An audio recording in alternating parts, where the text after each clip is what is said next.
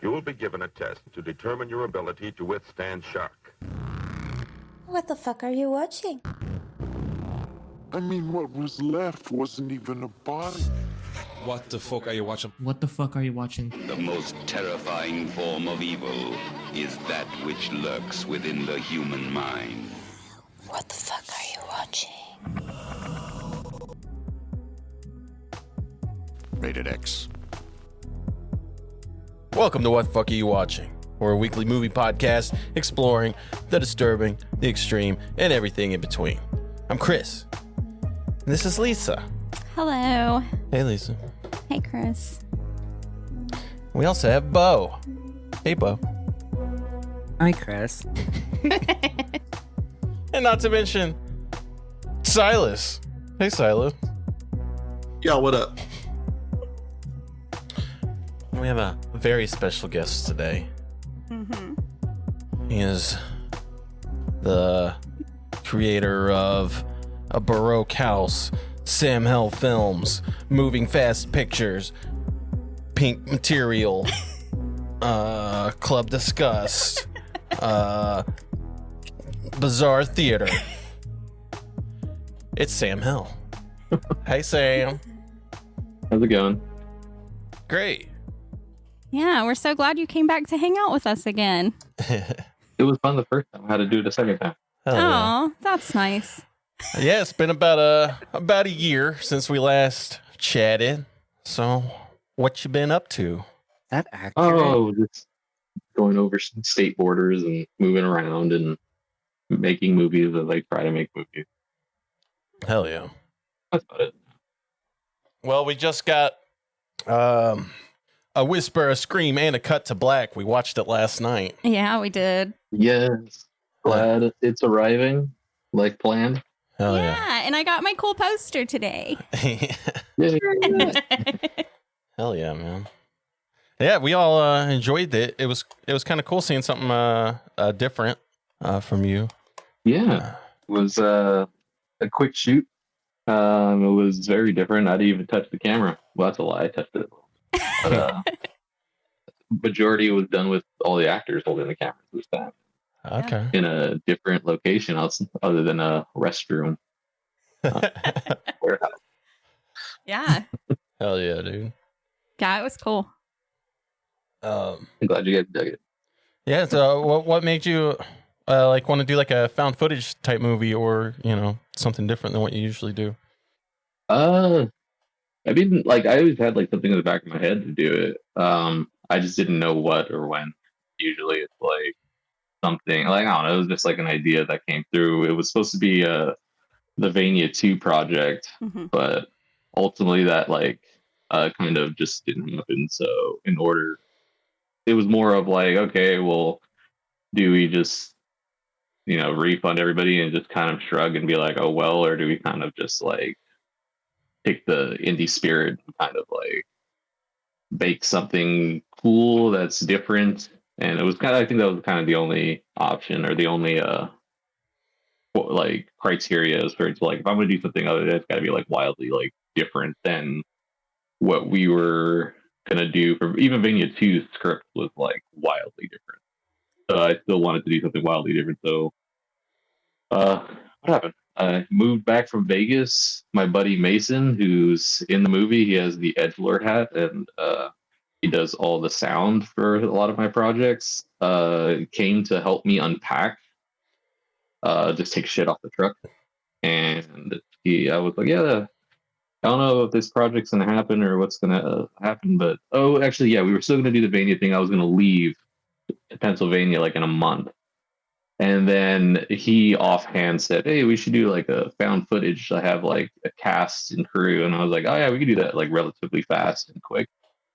And then Vania 2 kind of just didn't happen. And he mentioned that I think a week before. So I just was hey, that found footage idea, let's run it. And I think everything was set up maybe a week and a half after everything. So we just jumped into that. I wrote the script during that 1 week period, and kind of whatever group dynamic, and seems like everybody in that group dynamic that I wrote was like in his acting class, so it kind of worked. Okay, hell yeah. Nice. Yeah, I gotta say, I think that I mean, I know I'm biased because I've been into it the whole fucking time or whatever, Yeah. since like the broke house. But like, I'm super stoked on the new one, man, because it feels like this perfect amalgamation of like all the stuff that you've been like branching out into with like the new experimentation, but also the stuff that feels very like at home and very much like within your realm and your catalog. Like it felt like such a awesome blending of like all those elements. Yeah. And I apologize in advance when you go and listen to the episode because there's so much shit that we like missed and got wrong and interpreted like fucking idiots because we were talking the whole time and like drinking and shit. But like I actually watched it last night before I went to bed, and I watched it again this morning when I woke up, and I was just like, yeah.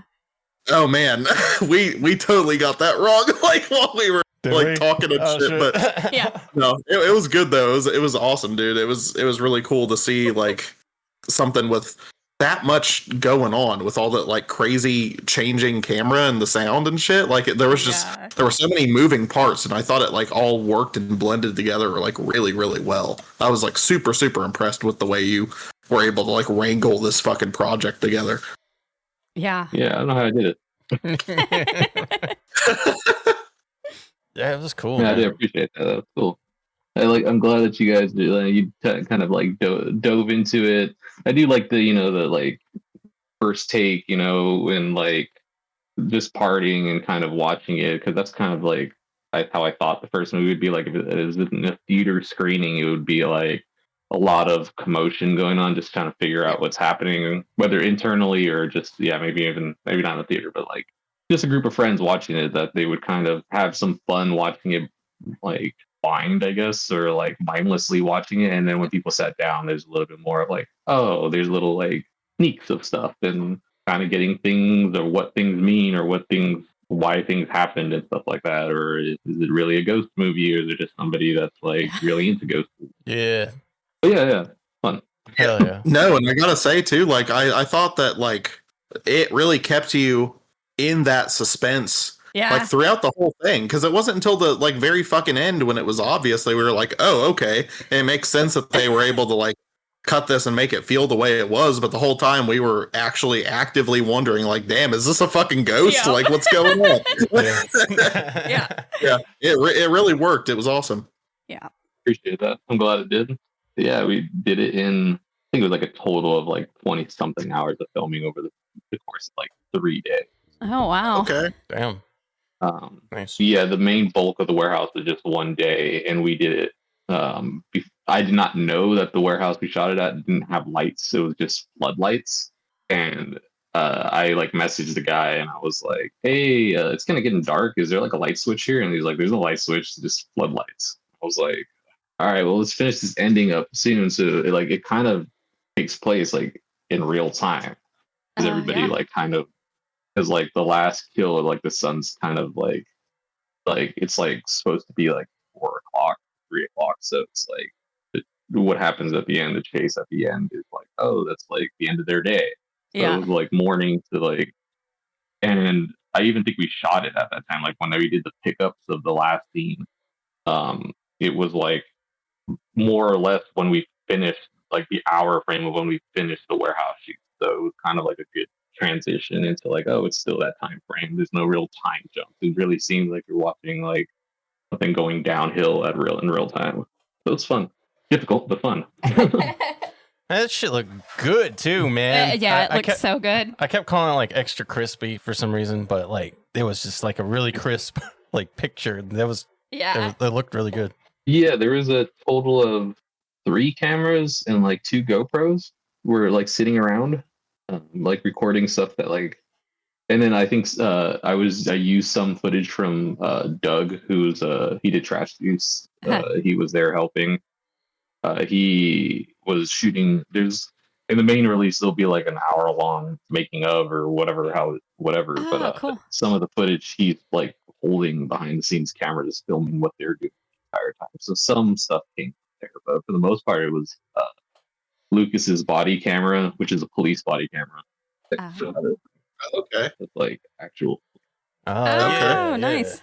Okay. And then Sam is holding a GoPro Osmos, and then one of the other guys is holding my like FX3 camera, and I'm just like shouting shit from like behind a wall and watching Sam's footage on my phone. So I was like, I was technically moving the camera sometimes when he was, because you can move it through the phone and the gimbal to where it goes. So like he was like focusing on acting, I would move the camera up so like it actually get who he's talking to or get him talking.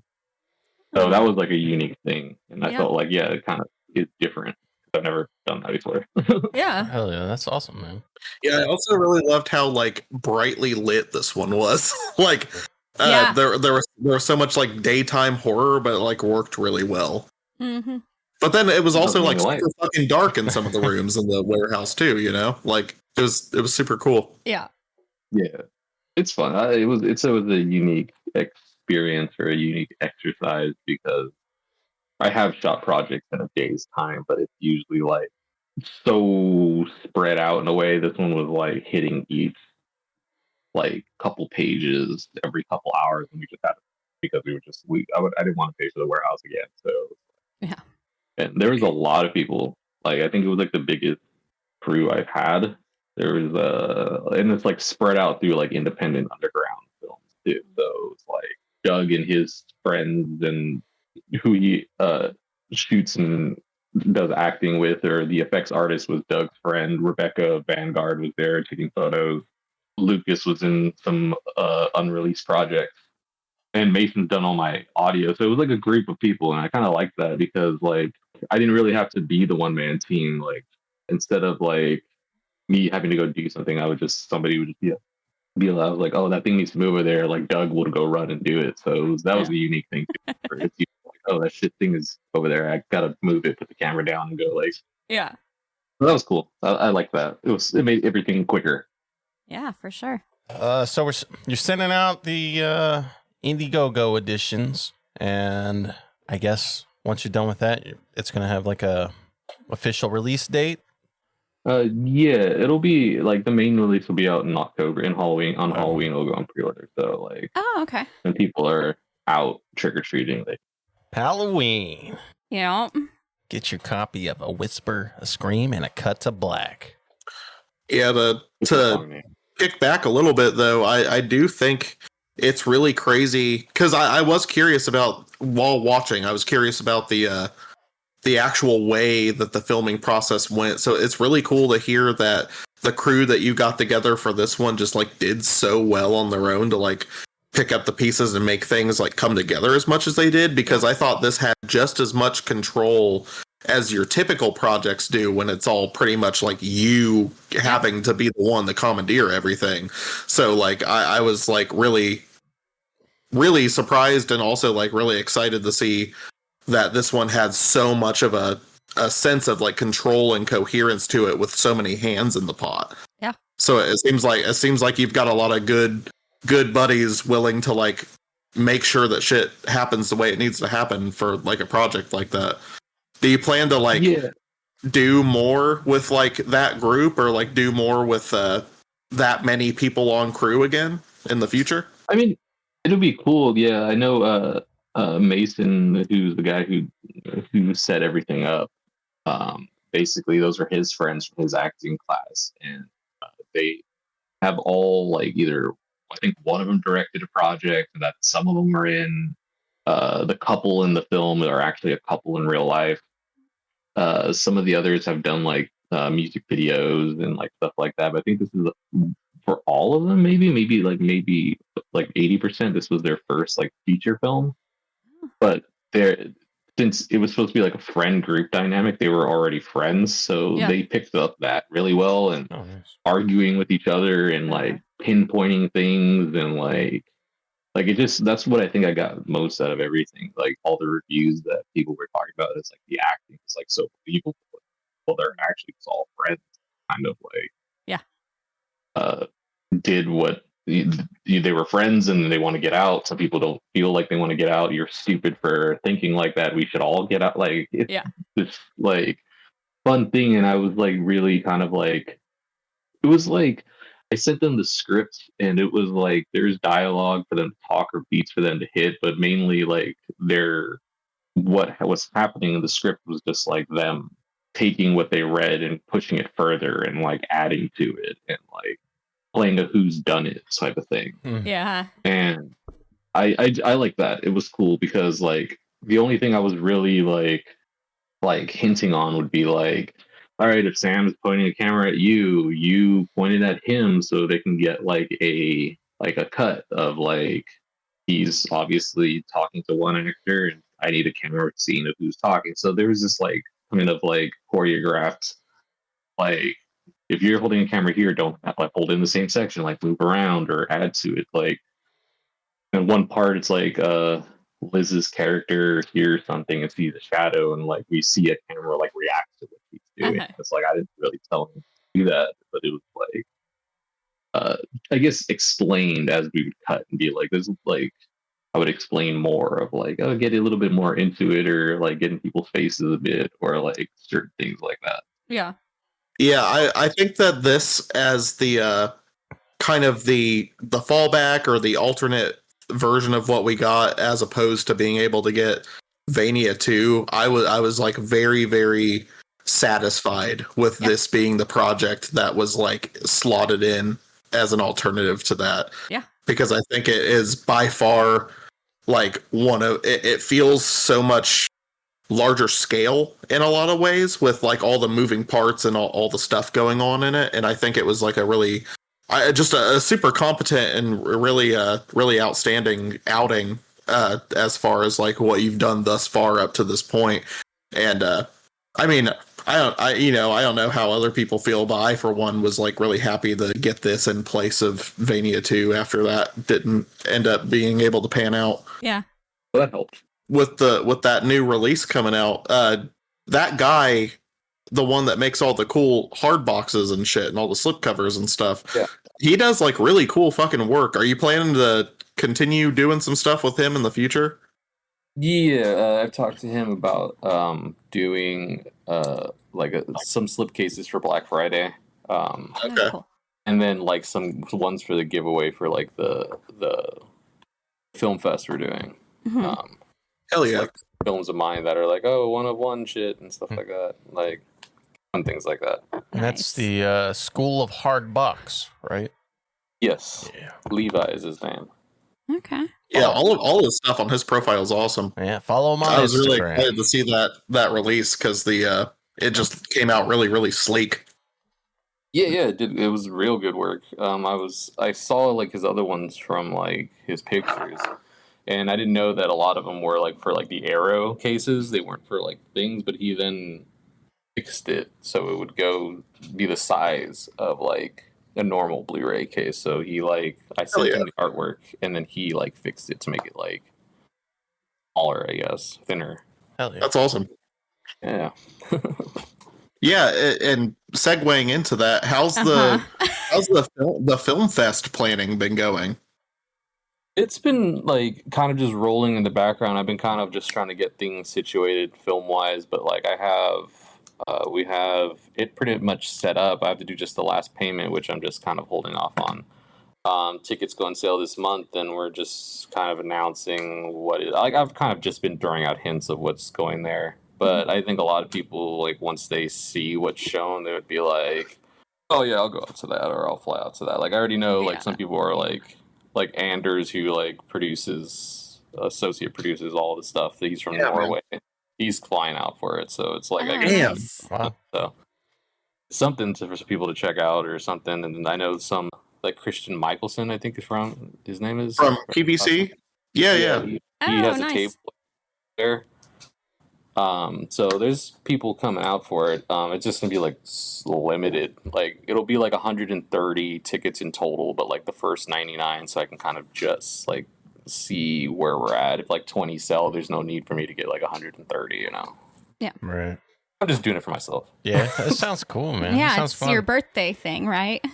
Yeah, I always wanted to do a theater screening of my stuff. I've never shown anything or been at a screening of anything of mine out here. So I was like, oh, let's do that. And I was like, let's not be selfish. Let's add other people.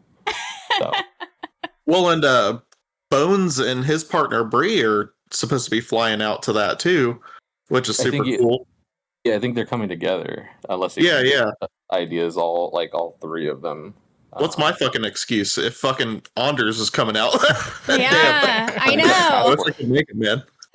They won't. They may hold them at the border and just be like, "What's going on? Why are you flying here?" Yeah, for real. He's I like, I'm here know. for a triple X gore fest. I know. I wish we could go. Go to Disneyland. Yeah. I think the whole idea of doing the physical tickets is really cool too. I really liked those mock-ups that you posted for those. Yeah. Yeah, I've been hanging out with these young dudes from like Maine, but they live out in LA now. But they do they're doing like monthly film fest and like monthly, oh, not monthly film fest. Like they showed Scream at a brewery, and then like they have a bigger film fest coming where they're showing it's a street film fest, and then they're going back to like showing Hostel or Saw at the brewery and like stuff like that. And like just noticed, I was like, damn, these tickets like technically free for people, but they're like really nicely made, but they're doing it as like collections. And I was like, that's a cool idea, but I just kind of want like tickets so I know who's coming in and like who I owe a shirt to or something like that. Yeah. Yeah. And it feels like, you know, when they pay for a ticket that it's not like, oh, like just going to like they kind of get something. Yeah. Yeah. No, that's cool, man. It's kind of a lost thing to the times, I guess. Yeah. Yeah, give people something that like, because I'm that type of person too. Anytime I go somewhere where I actually like get a physical thing, I keep that shit. You know what I mean? Like Yeah. it becomes like part of my kind of like my scrap drawer where Yeah. I put stuff important from like events and stuff I've gone to. And there's too many things you go to where like the only option anymore is like the digital format, so you don't have like a real keepsake from it. Yeah. But that's something I appreciate too about like Cinema Wasteland. It's like even if whether you're a vendor or a guest, you get like the cool ass lanyard and shit, and that's like laminated and everything, so you get to like have a physical piece to like keep in the collection afterwards, you know. And yeah, I always appreciate shit like that. Yeah.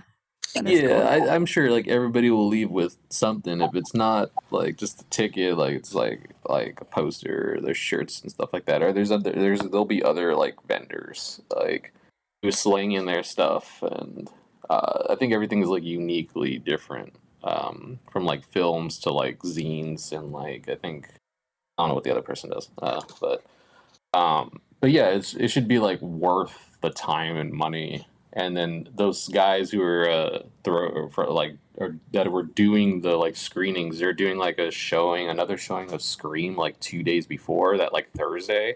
Oh yeah. And I was like, fuck, like if people are coming out early, like a week early or a couple days early before the show, it's like we could go meet there and be like, and like have a hangout, and then 2 days later, a day later, it's the screening of the film fest. So it's like there's things to do during that time. Yeah.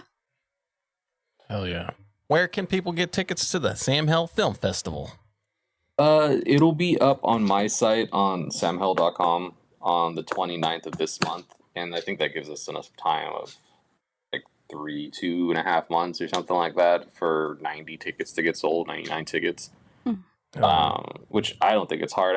I went to like this event last night and like passed out flyers, and there was like people kind of already hyped about it. So it was like, Oh, that's cool. yeah. So the flyers are being posted, like just given out left and right, and it's more of just first come first serve type thing. And you got obviously people who bought like tables and stuff like that already have their ticket, but that's the gist. And it's a cool little theater too. It's like right next door to like the last U.S. porn theater. Oh, okay. So it's like the last one there is in the States. It's a working adult theater. So it's like, oh yeah, I think I seen you post that on Instagram.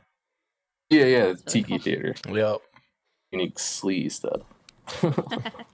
Well, and it's cool too. So the event you went to last night, you said you had posted you met some people like the dude behind the Beyond Unzine and like some of that shit, right? And like Yeah. that guy's super cool. I've been meaning to like submit to that for like fucking ever, and I just haven't yet. But it's like something I actively like kind of pay attention to and follow online and stuff. Yeah, he gave me the. Oh, wow. Hell yeah, Oh, that's awesome. yeah, man. Like, pretty thick. Like, Yeah. Oh wow. but, That looks They nice gave me quality that. too.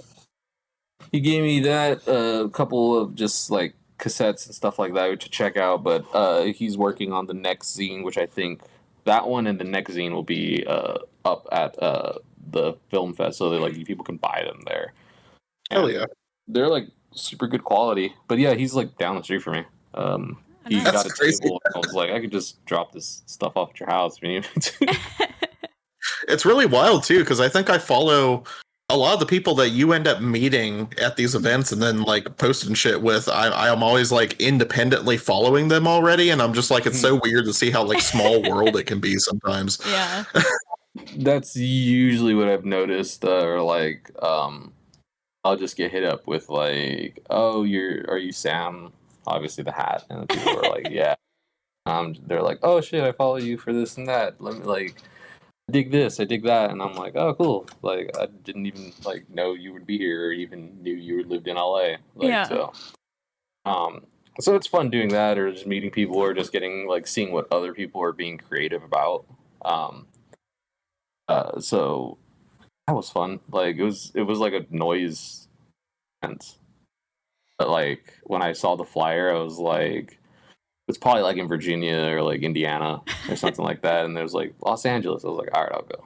So, Hell yeah. Yeah. Nice. Yeah, it was kind of funny too. I don't think I ever told you about it, but when I first started doing like some like noise music and shit, there was this guy I found on Bandcamp, and I really, really liked his stuff. And I just hit him up one day and was just like, "Oh, I really like your stuff. If you ever want like artwork or something, let me know." And then he like was like, "Oh, aren't you the guy that did the fucking cover for Oddworld of Felicia Fisher?" Like, and he was like, "Dude, that's fucking awesome. Yeah, I'll do artwork with you sometime." Like, it was super cool. But it is weird too. It's like once you get into those niches in terms of like aesthetic interests and stuff, you just find a bunch of people where like everybody is consuming each other's stuff, and it's like everybody is kind of like hyper aware of one another, whether you've ever like talked or not. It's really neat. Yeah. I've noticed that a lot. Like just the most niche like event I can go to, and like somebody's like, "Oh, you shot some film with my roommate," and they'll say their roommate's name, and it's like, yeah, they've been in like 3 projects, and I talked to them on the off time. I didn't know that you even like you were a roommate or like stuff like that. Yeah. Wow. I find that a lot, or like I'm thrown in, and then like I'm the one that like people know, so it's kind of like, oh, okay, cool. I'm super introverted, so it's like I was just sitting there like Yeah. by myself, and then the guy who does the Beyond Scene ordered one of the Whisper a Scream, and it cuts to black, so I was like, can I just give it to you so like I can kind of like save on shipping, because it was a lot more to create that film and get it out than like what was posted, so it was like, Oh yeah. but It's also just a lot cooler anyway, and like more personable to be able to just hand out a fucking copy like that, you know? Yeah. Like in person. That's super cool. Oh yeah. that's cool. I like it. I really dig that fucking New York Ripper flag you've got back there. That's super cool. Yeah. The Thai poster, but it's Oh shit, okay. I was gonna say I saw the like duck killer on it, and I was just like, oh, they took some artistic liberties. It's like even cool. It kind of reminded me of those like Ghana posters and shit that they make for all the movies. I still want to get some Ghana posters made for some projects, but I'm trying to like, how would I explain it to them, or how would I like, I would have to like send them photos from the film, but I want like some SamHel ones done in Ghana. Yeah. Hell yeah. Oh, that'd be cool, man. Yeah, it would be cool. I would buy the shit out of that. Yeah. Hell yeah, dude. But they're always, I like them. I didn't know Gray Face, which is now I guess like the hub for like Terror Vision and Culture Shock and a couple labels. I like went there when I was in Chicago and like didn't know that was like their spot, but they had a bunch of those like Ghana posters there, like the originals, and I guess the guy buys them or correlates with the guy who does the art. So it's something related to the gray face distro that you can kind of like probably get something made. So that's the next thing I'm going to look for. Well, man, I know you've got the film fest coming up and all that stuff too, and I fucking wish I could fucking make it out to that. I'm kind of peeved that Bones gets to come hang out in person with you before I get a chance to. But like, is there a chance anytime in the future that you think you're ever going to swing back up our way and get to like Cinema Wasteland or something like that? It just sort of depends on how funds work. Like, the last one I was going up there because the last one I went to when I was up there, it was because someone offered me some of their table, and I was like, cool, all I have to do is get like, and I was like sharing a room, so I was like, oh, cool, everything, the prices are down. Yeah. And then Lewis from Massacre was like, they gave me a table, can you just like run it? And I was like, okay. So then I got like a table. So I was like, okay, then I guess it was worth it in a way because I didn't have to pay for anything. Yeah. Besides that, like flight and hotel, but I took Spirit, and that kind of turned me off. I was like, the Spirit, and then, man. like, Yeah. with like a whole like they had to be like high schoolers, like 12th grade, like football team, like the whole. It was me and the football team, Oh, and then shit. I went over there with them, and then I came back with them. Oh, damn. And they like even noticed me enough to be like, "Hey, you flew out with us," and I was like, "Yeah." It was cool. I like the area, I like Ohio and stuff like that. Like, so yeah, maybe. I mean, it's a cesspit, but Cinema Wasteland's cool. you know, I mean, I'm into that. So. Yeah. Yeah. Oh yeah. There's like-minded people that will buy stuff and things that definitely.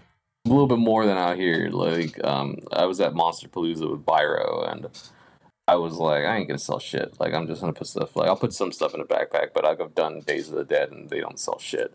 Mm-hmm. And like everything I brought sold like every day. So I was like, oh, maybe there's a pickup going on. Like, maybe I didn't know that. Like people are getting into Blu-rays again. So or physical media, I guess. Yeah. Right. Yeah. Yeah. I mean, I think so, but streaming sucks. It gets worse every day. Yeah.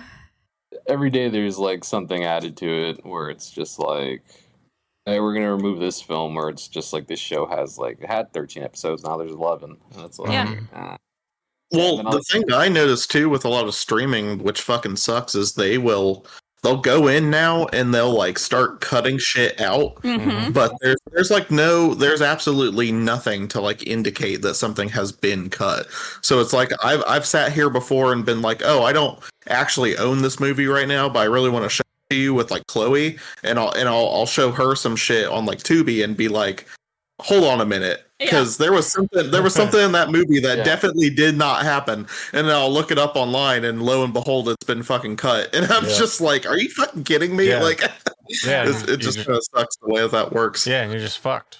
Yeah. and it's like not like necessarily like PC reasons. It's like the owner of Tubi just doesn't like that, so like they're cutting that out, or like owner of Amazon doesn't like that, so we just cut it out. And it's like, okay, well, like we liked it, or like. So that started like getting me into like buying films again, because I kind of took a break, mainly because I didn't have money. But like now I'm like, all right, cool. We kind of moved back. I start schooling soon, so it's like I have some funds to kind of get some stuff that I either sold before, or like new things coming out, or check out new films, which I've been trying to do and release as well. So it's not like just older films, just also like newer ones that come out. So it's like, oh, I can buy the Blu-ray, or I could release it and then I own the Blu-ray. Yeah. Yeah. Hell yeah. And then the filmmaker gets some money. I get to like release it how I want it to look, and I don't have to like entirely pay for a copy. Mm-hmm. Yeah, it's the way to do it, man. Yeah. Yeah, well, you know, man, if you're ever up this way again, seriously, if you ever want somebody to be able to like run the table so you don't have to be bogged down to it the entire time, like Chloe and I are up there every single fall, like for sure. So we're always ready if you need somebody to just sit there and watch shit and make shit able to stand, so you can like actually go out and socialize and be with the people and make your rounds and shit. just let us know, okay? Yeah, I mean, I'll be. I was actually thinking it's just more of my issues with flying. I don't like flying. That was kind of the Yeah, for sure. Yeah, reason. Lisa's the same way. Yeah, we had this conversation. They were like, "Oh, you guys are gonna fly, right?" And I was like, "No, I want to fucking drive, even though it's gonna take a whole day."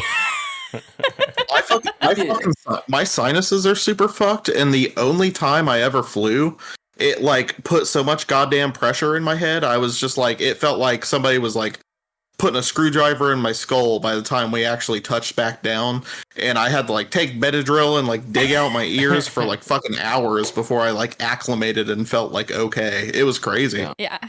But like even separate from that, just the anxiety of it was like weird and shit too. But like I quickly noticed that like that went away as soon as like all the crazy sinus bullshit started, and I was just like, oh, I'm just in pain, so I can't be scared. I'm just in pain.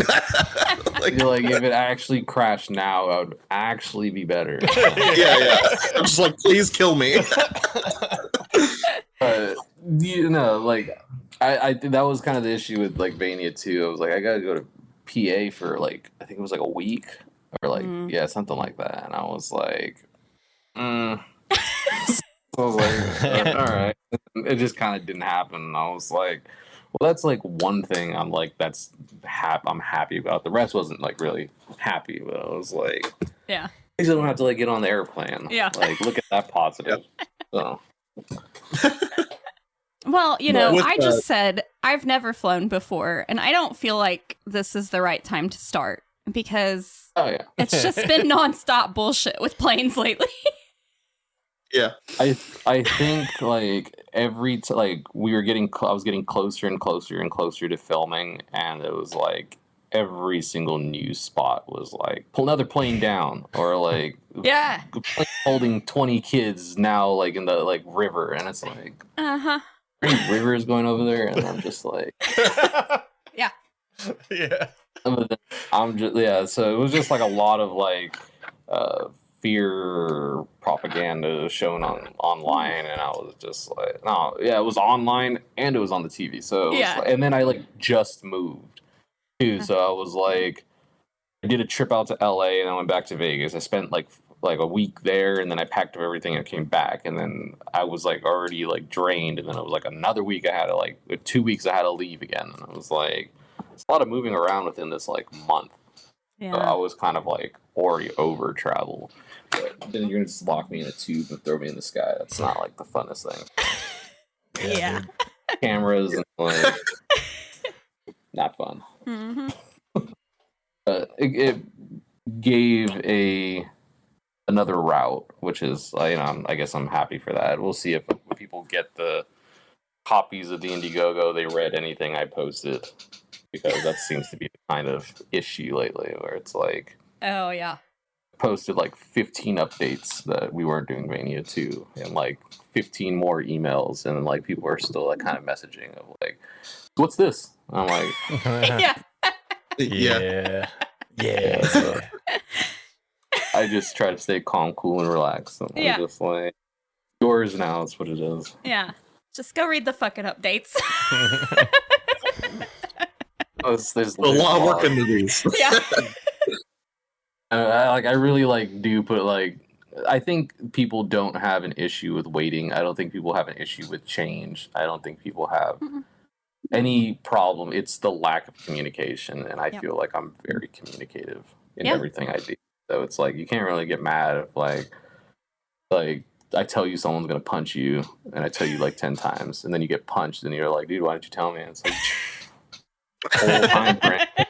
Standing there saying that, like, yeah, it's my fault. Anyways, everything's my fault, so I'll just take the blame.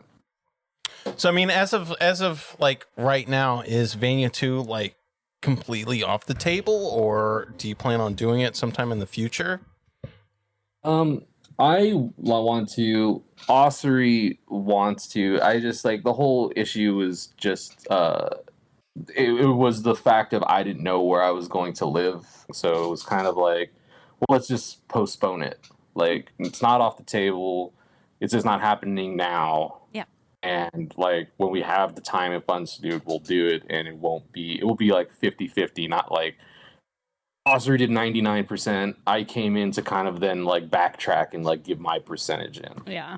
So, and then like, so it can be kind of like this equal thing. I really felt like the whole thing was 100% my fault. Like, I just was like, let's do a production. I'm moving. Like, I can't do anything. Yeah. Like, so, and I feel like a dick for like not being in the I guess the right time frame and mindset to kind of like help. So it was I would say it was just kind of like my doing of like not so prepared, and then when it was like basically start from zero, I was like, all right, I'm kind of back in my like home field of just like, well, it's kind of on my shoulders again. Let me just kind of see how we can do it. And I did. Mason had the crew, I had the story, and we just kind of put it together, and there was people here that were able to help. And there was enough time frame to set it into place. So it got done. Possibly, maybe part 2 will be coming, but it will be. I already kind of said that. Again, if people read the updates, that if we did the Vania 2, that everybody who basically funded this and stayed on board, because I did in the updates say that people could have refunds and returns and do all that, and everybody stuck around. I was like, when we do that, then I would just ship everybody a copy that kept their perk, and like they wouldn't have to pay for like that new film, that new release of it. But again, this all kind of depends on. I already said that like I wouldn't do it without Osiri. There was an idea just to kind of like they were like just shoot it out there, and people don't get bothered. And I was just like, nah, I won't do Vania 2 without you. It's not really definitely my interest, and like it's not other people's interest. Like we like kind of co-created it. Yeah. So it was like. I'm just not gonna, So if they're game, I'm game. If time is like gives us the opportunity, then we'll do it. Right. Okay. But yeah, I mean, I don't think there's any like harm or bad foul that it didn't happen. It was just like wrong timing for me. Yeah. I should have probably finished that film like a month ago. But then again, I would be like 2 months behind releasing it. So it's like, what can you do? Right. Okay. Yeah. Well, like fingers crossed, man. Maybe someday. Maybe At the someday. end of the day. Yeah. But also, like, Ossuary has been like, it's been so cool to see Ossuary like blooming into all these new roles and these new positions in the underground and like doing shit, especially with like the Bloodsick crew. Like those have been fucking awesome. Those movies have been awesome, and I know that those guys have a lot of like reverence and appreciation for like your stuff. And I've talked to them at Cinema Wasteland and stuff, and they were like, "Oh shit, you're the fucking cover art guy!" Like it's been fucking cool, man. And I was really sad that Ossuary wasn't able to make it out to Cinema Wasteland last year, because I was really excited to finally meet her in person and kind of like talk about it and stuff. But no, I mean the impact has been lasting, and also like you can kind of see him. I've got my Vania poster here in the background, and Chris has the same one here. Right above and stuff. But even if it never happens, like that's a really cool short. And I know that as far as like I get, it's hard to say mainstream when it's something as niche as like SamHel Productions, but like the mainstream audience of your stuff like really loves Vania. So like it's just cool to see like how that kind of cemented this place for Ossuary to have like this jumping off point to continue to like bloom into this like indie darling and all these other productions. And it's awesome to see how the trajectory has worked out there. Yeah, no, they really jumped into like those productions. Then I saw they were with Darcy in a project, and like have another like things like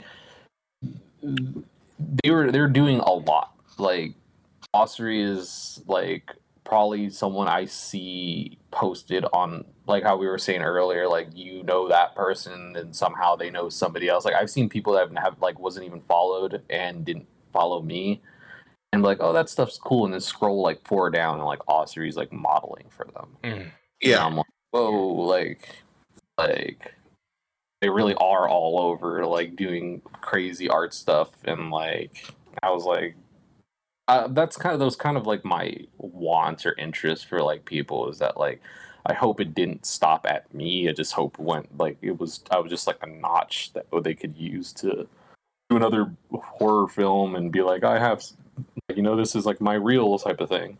Yeah. Yeah. They can like send it to somebody and like they wanted to like branch out of the adult industry. They could be like, I can go do like a trauma film or like this and that. Yeah.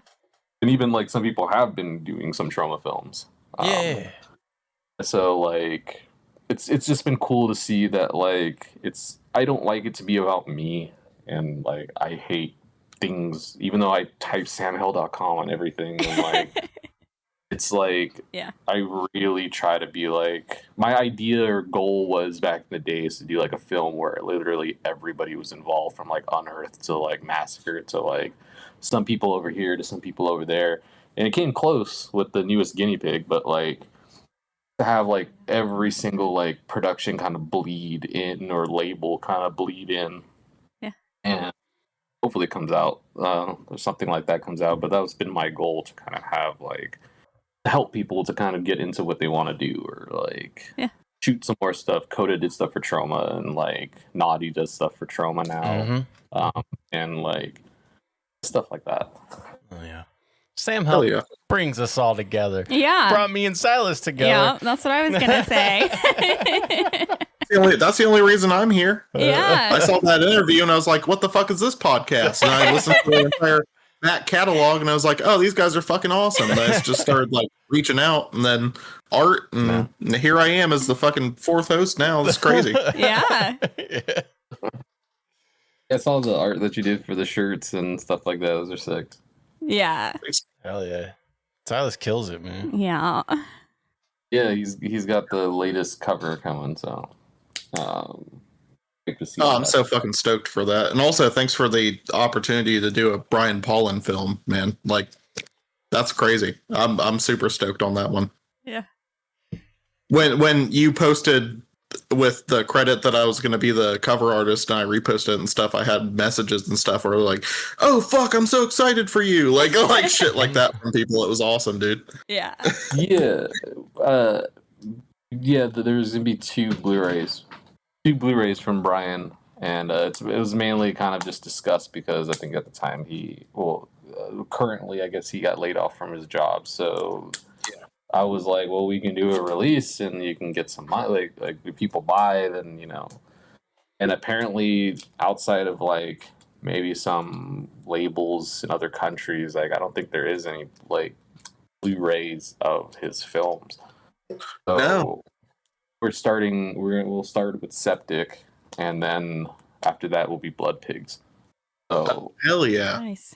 So not only does it help kind of like the label grow and kind of get some cooler names and cool films, like we could also like put whatever people pay is always split with the director unless they want to like do something else. But like with him, I was like, yeah, I don't mind like waiving the initial startup thing to kind of give you some more funds to help out. Like I know how it is to kind of like be, oh, you don't have a job now, like yeah, for sure, man. Out, and it's like it sucks. And like Brian put so much into his shit too, man. Like it really sucked to see that post when that initially happened to him, because it was crazy too. But like just like you, he's so like on it, right, with his projects, where it was like even in that post where he's like, here's what's going on, but also Abyssal Purgatory is still fucking happening. It's just going to be a little slower. Like, his just like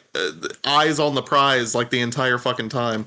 Yeah, I was like, you gotta love that work ethic, dude. Like, I was like, I don't think nobody's really tripping that if you're going to be a little late on a project or it may, be delayed because of that. But it's like, we're going to keep going. And I was like, all right, like, cool. I know how that is. Like, so, hopefully, like, it'll take. That release will take some stress off of, making a bill or something like that. And then like, oh, we have money to put some extra money put towards filming. And it's like, oh, that's cool. Yeah. Fun things. You got anything to plug for us before we let you go? When is this podcast supposed to go up? Do you know? Should be Sunday. Yeah. Okay. I mean, I could just say the films that are going to be shown at the Baroque Film Fest. Okay. Okay. So let me see. I have it pulled right here. So it's gonna be a total, I think, 3 feature films. One is the one we talked about, which is my film, The Whisper, A Scream, and A Cut to Black. Okay. And there'll be, I think, 8 short films. So the first, it'll start with the opening block of James Bell's Bliss. We'll go with Guy Pearce's Two Girls, One Gut. Oh shit! Hell yeah. And there's a short film that I like. It's not horror, but it's really good. I think it showed at Fantasia. Pretty sure it showed at Fantasia. And I don't want to mess up his last name, so I'm just saying his first name is just Max. And he has a short called Nephilim, which is a funny, dark comedy, weird film. Okay. So those are the first 3, and then after that, it'll be A Whisper, A Scream, and A Cut to Black. And then after that, a director from Mexico, his name is Devar Valagas. Probably said that wrong, even though I am Hispanic. His short Video Gore will show after that. This is when I think we will have an hour break, so people who got vending tables can end, and people can see what that's at their table. Or I'm trying to get my sister-in-law to make some authentic Italian pizzas because she owns an Italian place. Oh, hell yeah. So people can get food and spend an hour talking. Yeah, and meet people or get things signed or buy films from whoever's selling stuff. After that, we'll show Vania, which if the tickets sell, I'll aim to try to get Ossery there, if they're interested to be there.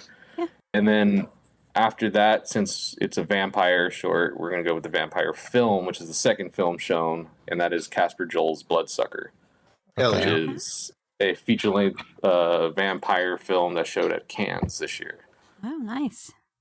Casper Joel did Monstrosity, Madness of Many that Unearth released, and Sunken Danish, which was released with the Monstrosity. But it's a vampire film, and it has cool, sick music on top of neon lights in the dark. So, Hell yeah. Wow. And then after that, it will be another short film block, which is David Dawson's Fam Illy. Oh, hell yeah. Love it. We'll have Christian Michelson's, I can never say this word. Sodomy. Sodomy, yeah. Yeah. Hell yeah. I can never say that. Like, Sade. Sade me. And then I know Daniel is trying to get a ending shot, or maybe Lucifer is one of them, but we're going to show the rose bush of those 2. Okay. Nice. Which is some indie in bloody erotic weirdness from both of them together. And then the last film we'll be showing is American Guinea Pig Slaughter of the Swine. Oh, nice. Damn. Okay. What? And we'll be doing a Q&A with everybody afterwards, which is Steven, I think Eric Fox. I don't. Did they announce who's in the film? I haven't heard anything, but Alright, I don't hear know. shit. Yeah. But I'll find somebody to moderate it. Since I did the camera for it, I'll be the camera talker, and Okay. Steven will be there and Eric for talking about making the film, because that was an insane happening. And then I think some of the actors, the lead actor, and maybe some of the others will be there. But I'll be like a screening of it. And so it does exist. Hell yeah. It has been edited. Hell yeah. And it will show at in November 22nd at the Baroque Film Fest. And I don't know if it is the first place it's showing, but it may be the first place it's showing. I don't know. Yeah, that's really awesome. Seems like it. Wow. Get your tickets So to the Baroque Film yeah. Fest. Yeah. Yeah. That's awesome. Yeah, it's stacked. I would say there's a little bit of everything. We got like the craziness and the oddities of James Bell and Guy Pearce, and then like more like I personally think commercial is like Niflheim and Video Gore and Bloodsucker, like Cannes chosen selected film. And then you got my trash. And then like other 3 short films that are like, they kind of, I wanted a lot of like diversity, a lot of like horror, but like not really, or like comedy, but like it's horror. So it's not people watching like snuff 24/7. Right. Yeah. But yeah, should be good. Wow, Tickets 29th. Oh yeah. If you're gonna want to watch it, then that'll be the good time to watch it because it'll be like with the director and distributor and like actors and then people that are kind of around the area because a lot of people in that film are like out here. So. Okay. Hell yeah. And then that's super cool. We'll see what happens with it, and if there's enough like that was awesome, then we'll probably do one every like Black Friday month type thing. Man, that'd be amazing. I hope it's successful for you. Yeah, man. That sounds really fun. It should be fun, and everybody should fly out for it because then they get to watch cool things with people they kind of met on the interwebs and haven't met in person. Now they can meet in person. So yeah, it's not the funnest to travel around right now. Yeah. Hell yeah, man. Well, thanks for hanging out with us again, SamHel. It's anytime. Always fun. Yeah. I'm here doing things. Oh yeah. It's so cool to finally get to talk to you kind of face to face. Yeah, man. We've awesome. done some, I think, like 1 or 2. Just like calls and shit, you know? Yeah. Well, I didn't have to worry about how I looked, and I kind of like feel my age right now. No. I'm you, so man. happy. I'm so happy you're showing your face because those tattoos are too cool to hide, man. Yeah. I literally was like Good shit. at the event yesterday, and someone was like, "Sam," and I was like, "Yeah." And like I knew from the tattoos. I was like, "I knew you probably know me from the tattoo." Yeah. Identifying figure, I guess. So. Yeah. If you ever want to watch a fucking movie with us, man, that's what we do. We just watch them live on the podcast. You're always welcome. You're in the Discord now. Yeah. I'm assuming would this talk be like? Did you guys record yesterday's thing? Yeah, we did. Watching. Mm-hmm. Okay, yeah. So it'll make a little bit more sense of like what's going on. What are they talking about? Yeah. Yeah. What's he talking about? Yeah, I'm gonna try to release them together. Yeah. It'd be fun. Yeah. Yeah. No, I don't think anything I said should be problematic. Nah, it's all good. Very tame episode around these parts. Yeah, we're all on our best behavior when you're here. You would think it would be opposite, but you know, I'm just a guy. Yeah. Yeah. Anytime. Any other things you need, just let me know. All right. Yeah. Awesome. Well, thanks for hanging out with us. And until next time, this has been What the Fuck Are You Watching? Say bye, bitch. Bye, bitch. Bye, bitch. Bye.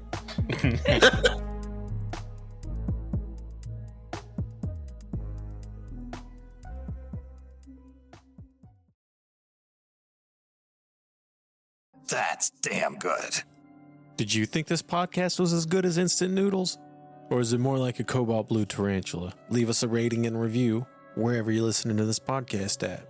Get in touch with us at WTFareyouwatchingpod@gmail.com, where you can leave reviews for the movies we've been watching, recommend other movies for us to watch, or leave any questions or comments for us to answer. Either way, thanks for listening.